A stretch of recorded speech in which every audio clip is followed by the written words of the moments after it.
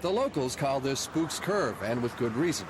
It has nearly invisible lines to divide the three-lane stretch of Highway 29. This road was not safe. Billy Spell should know. Last Tuesday, he was following his wife home, lost sight of her in the curve, then spotted her wrecked van on the side of the road.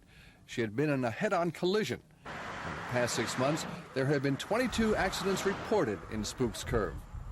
That many accidents in that short a time, there's something wrong. Spell and Arnold Hall agree. It is because you can't tell what lane you're really in. Hall is the father of the other driver involved in that head-on collision Tuesday night.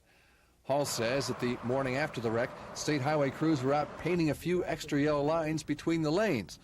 But Diana Clark, who lives on this curve, isn't impressed. No, it's not any better than it was. Mrs. Clark says she's called the Department of Transportation over and over.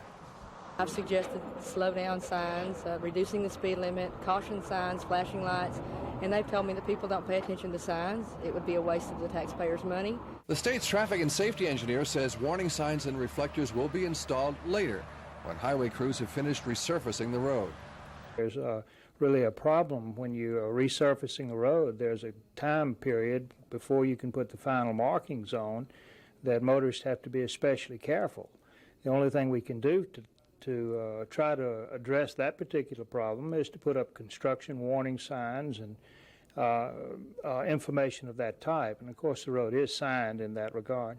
Channel 2's news crew did not spot any warnings except this speed limit sign north or south of the curve. But cars whiz past the sign, weaving in and out of the curve.